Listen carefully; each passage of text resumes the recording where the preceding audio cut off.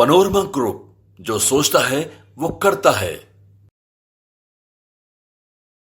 नमस्कार। आज मंत्रिपरिषद से 18 विषयों पर स्वीकृति प्राप्त है। सबसे महत्वपूर्ण जो एजेंडा है वो आपको जानकारी होगा कि जातीय आधारित जो गणना हुई थी उसमें एक महत्वपूर्ण योजना स्वीकृत हुई थी, जिसमें हर निर्धन परिवार को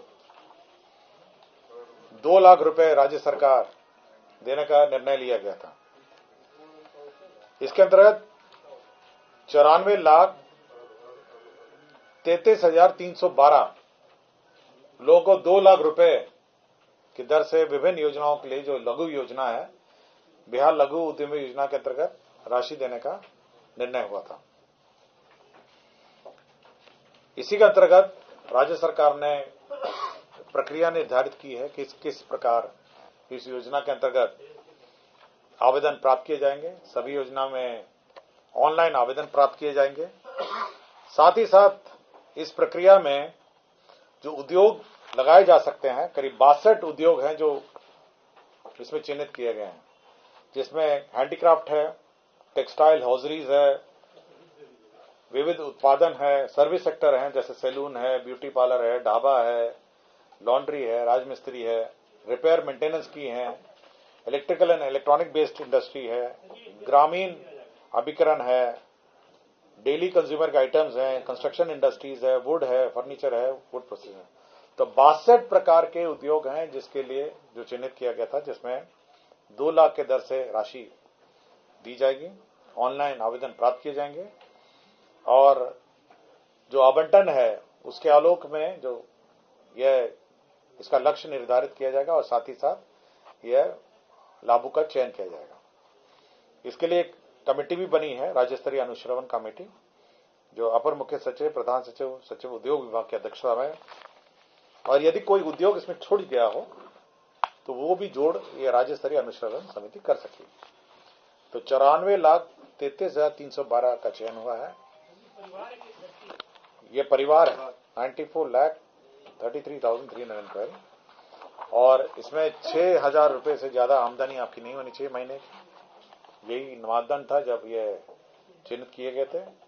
और रैंडमाइजेशन, रैंडम आधार पर इनका चयन होगा। जो भी अगर सपोज लक्ष्य से ज्यादा अगर आवेदन प्राप्त होंगे तो रैंडम आधार पर इनका चयन होगा। और 62 प्रकार के उद्योग हैं जिसके अंतर्गत ये राशि दी पाएगी। तो 6,000 मासिक। मैं लिस्ट आपको दे दूंगा।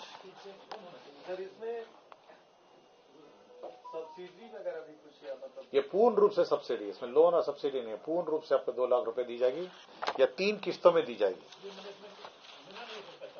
नहीं, सरकार वापस नहीं लेगी। इसमें 3 किस्तों में दिया जाना है। मैं किस्त बता देता हूं। इसमें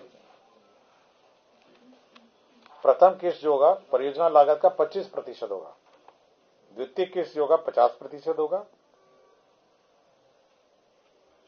और तीसरा किस्त होगा 25%।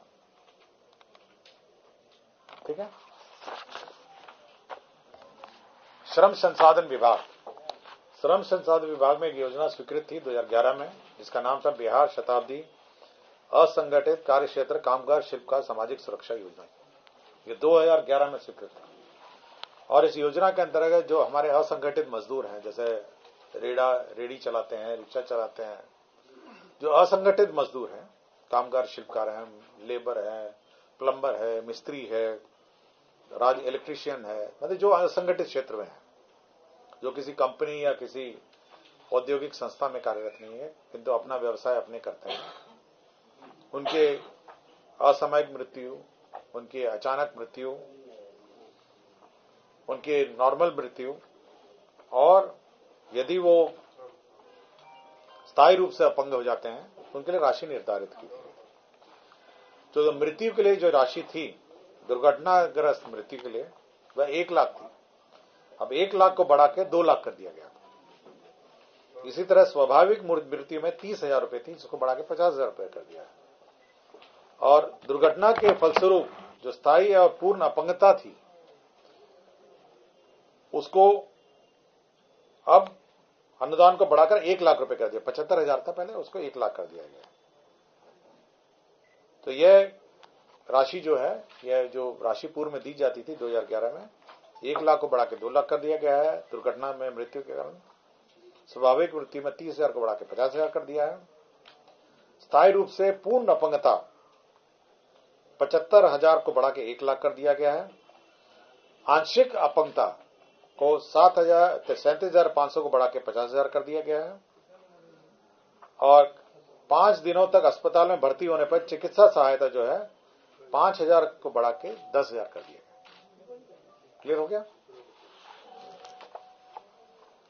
मुख्यमंत्री अत्यंत पिछड़ा वर्ग सिविल सेवा प्रोत्साहन योजना एक योजना थी, जिसके अंतर्गत आपके बीपीएससी और यूपीएससी में जितने हमारे जो प्रिलिमिनरी पास कर जाते हैं उनको राशि दी जाती थी।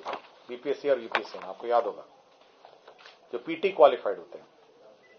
और अभी तक इसके अंतर्गत आपके मेंस में जो मतलब जो इसमें लाभुक जो स्टूडेंट है 5,915 थे, और अभी तक कैंडिडेट जो मेंस में एग्जाम में क्वालिफाई हो गए हैं तो 8,887 हो गए हैं, और फाइनल सिलेक्शन 354 का 354।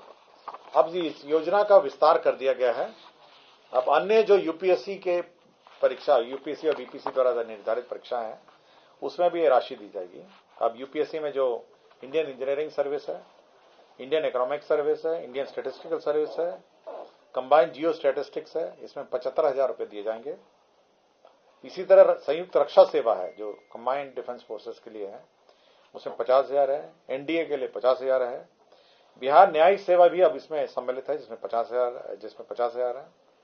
राज्यों में आयोजित राज्य सिविल सेवा संयुक्त प्रतियोगिता परीक्षा जिसमें 50,000 है। भारतीय रिजर्व बैंक ग्रेड बी की परीक्षा बैंक प्रोबेशनरी ऑफिसर, इसमें 30,000 है। संयुक्त स्थानक स्तरीय कंबाइंड ग्रेजुएट लेवल 30,000 है। और रेलवे भर्ती बोर्ड 30,000 है। तो ये अत्यंत पिछड़ा जो वर्ग है, सिविल सेवा का जो आकार है उसको बढ़ाकर इन सभी एग्जाम के लिए कर दिया गया है। मैं सूची आपको दे दूंगा।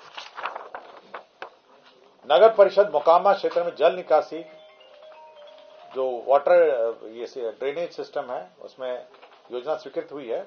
मोकामा में 40,56,15,100 रुपए। तो मोकामा में ये जल निकासी की योजना स्वीकृत हुई है।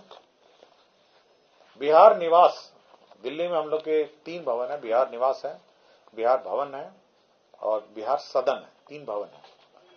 तो बिहार सदन नया है, बिहार निवास और बिहार भवन जो है पुराना है।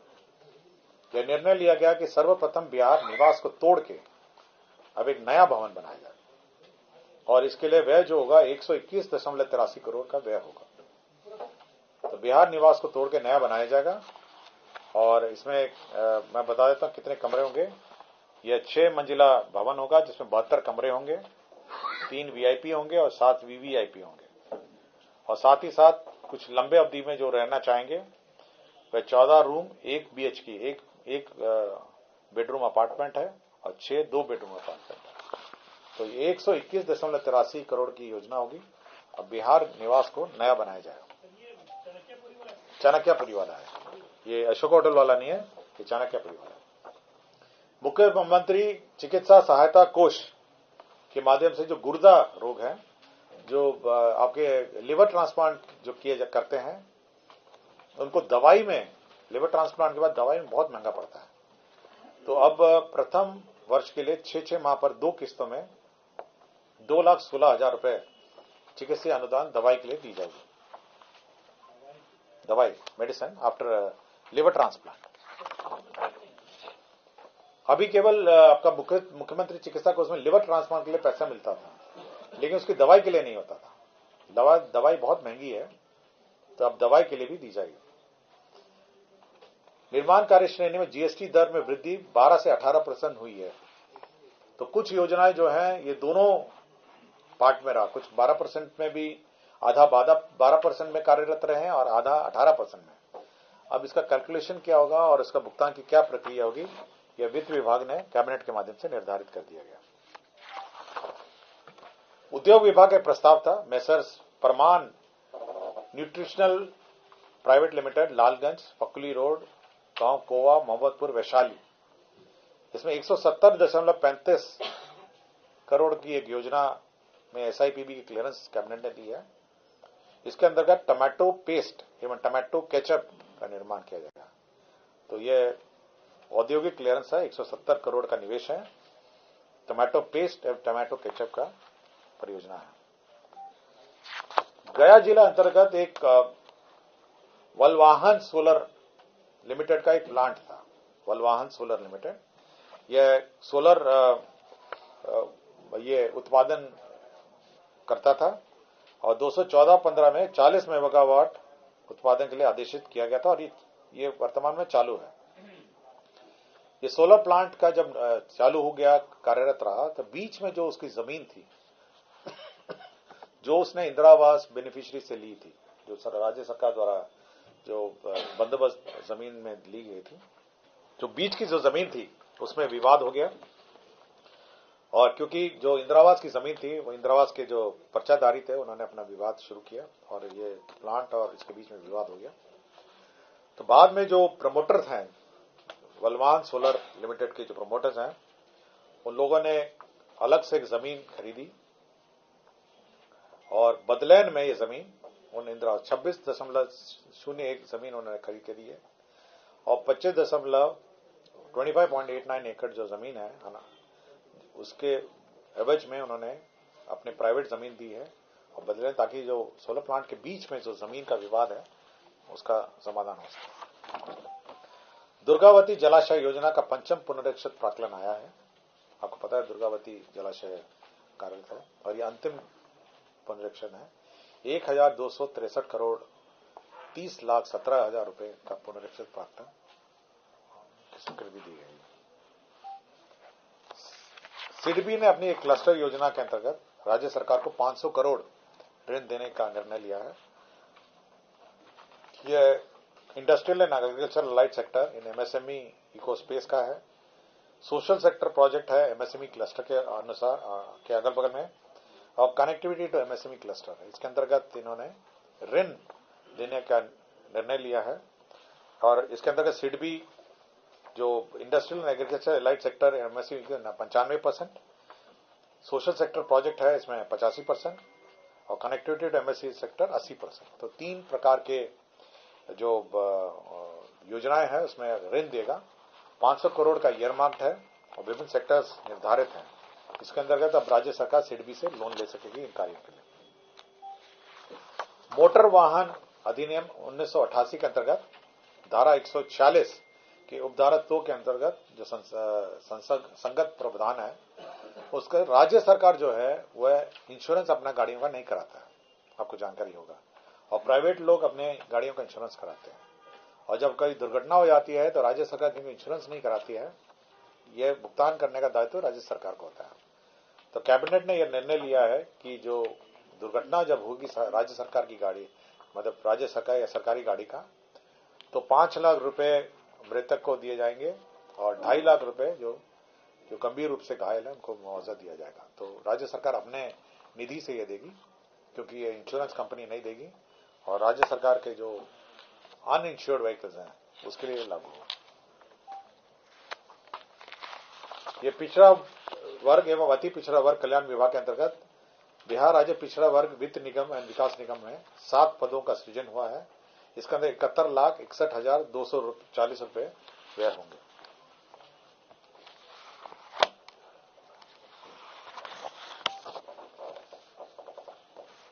यह कृषि विभाग का प्रस्ताव था। बिहार उद्यान अधीनस्थ सेवा प्रखंड उद्यान पदाधिकारी भर्ती प्रोन्नति एवं सेवा नियमावली 2024, इसमें जो इनकी सेवा नियमावली निर्धारित है और साथ ही साथ जो संविदा पे कार्यरत हैं उनके लिए वेटेज का भी इसमें प्रावधान किया गया है व्यक्ति में। यह जल संसाधन विभाग में श्री संजय कुमार ओझा हैं।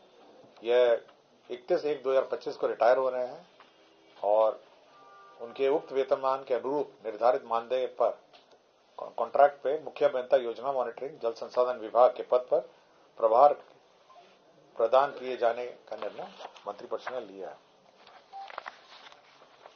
पथ निर्माण का एक प्रस्ताव था।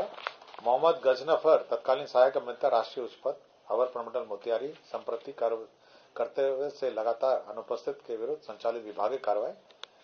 इसमें जो सेवा से बर्खास्तगी का दंड दिया गया है, ये बेसिकली ये लापता थे और कर्तव्य में उपस्थित नहीं थे, इनको बर्खास्तगी का दंड दिया गया। स्वास्थ्य विभाग में माननीय उच्च न्यायालय पटना के आदेश के आलोक में डॉक्टर महेश्वर प्रसाद गुप्ता तत्कालीन चिकित्सा पदाधिकारी अतिरिक्त प्राथमिक स्वास्थ्य केंद्र ताराजीवर औराई मुजफ्फरपुर जो बर्खास्त थे, उनको सेवा में पुनर्बहाल किया गया था और यह अपील वाद संख्या 1476/2019 के फलाफल। पनोरमा ग्रुप, जो सोचता है वो करता है। अगर ये वीडियो पसंद आई और वह बिहार के राजनीति और बिहारियत से सरोकार रखेनी तो सब्सक्राइब बटन दबा के चैनल के सब्सक्राइब कर ली। ओजे एगो घंटी बा, ओकरा बटन दबा देला से कुल सटीक और मारक खबर रुआ मुफ्त में मिल जाई। अगर रुआ पत्रकारिता के हमनी के नया प्रयोग में सहयोग कर चाहतानी तो ज्वाइन बटन दबा दी। पेटीएम नंबर नोट कर ली 9386816700। धन्यवाद।